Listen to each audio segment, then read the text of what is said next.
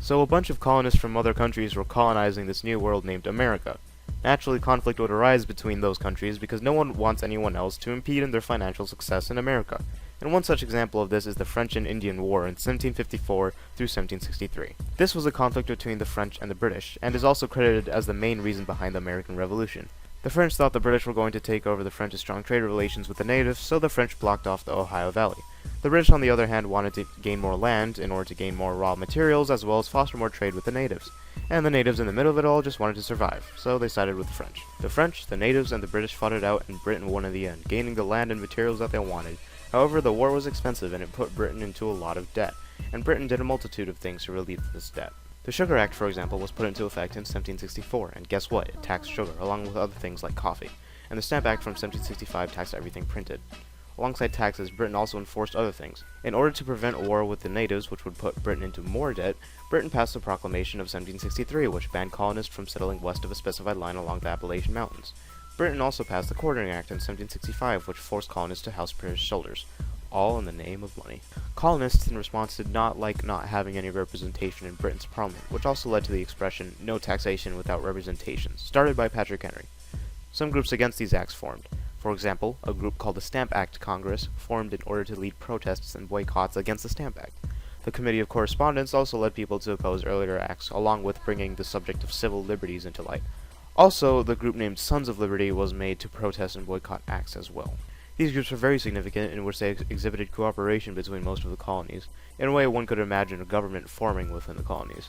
With all this opposition against Britain, Britain responded with the Declaratory Act in 1766 and the Townshend Duties in 1767.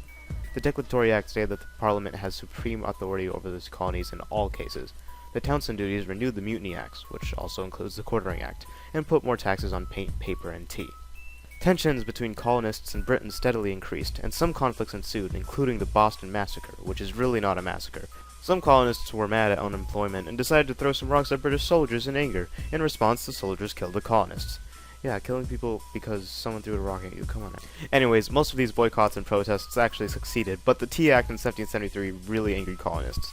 In summary, Britain had a surplus of tea from the East India Company and wanted to sell it in the colonies. It was cheap, even when the tax for tea was in place. However, colonists saw the Tea Act as a sign for Britain to monopolize common goods in America. In response, the Boston Tea Party in 1773, which consisted of members of the Sons of Liberty dressed as Indians, went ahead and dumped $4 million worth of tea into the ocean. This angered Britain, so Britain passed the Intolerable Acts. This series of acts does several things. It closed the Boston port, it removed privileges of self-government, and it renewed the Quartering Act. Again. This angered colonists. Again. So the First Continental Congress met in 1774, which consisted of representatives from all the colonies except Georgia to talk about opposition against the Intolerable Acts. They encouraged boycotts and protests. This group is important in which it was essentially America's first government. I mean, this is the first time representatives from each of the colonies worked together for a common goal. All these protests and talk of government angered Britain. Do you see a pattern here? And in 1775, the official start of the war began in Lexington and Concord, where the shot heard around the world was only heard in Lexington. The Second Continental Congress then met afterwards to look into two options, peace or independence. They drafted the Olive Branch that proposed peace with King George III, but he was just like, lol no, and threw the proposal away. The Second Continental Congress also drafted the Declaration of Independence. Of course, simply saying that you are independent doesn't make you independent, so Americans inevitably had to fight a war for it. Before we go into wars, however, it's worth noting that the Articles of Confederation was drafted out of the Second Continental Congress as well, which officially united colonies under a decentralized government. Here are some major battles. The Battle of Bunker Hill, which was mostly fought on Breed's Hill, was a win on the British end, but the British Army took heavy losses out of it and showed that the colonists were not fooling around. The Battle of Saratoga marked a turning point in the war and convinced the French to join in with the colonists.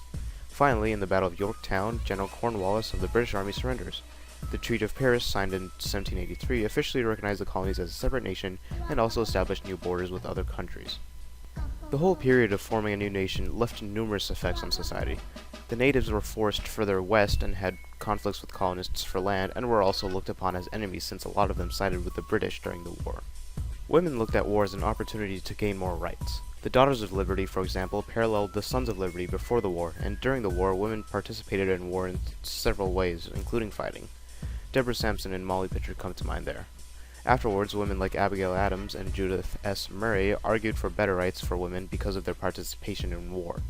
Unfortunately, not much would change soon, but again, this shows an increased effort for women's rights.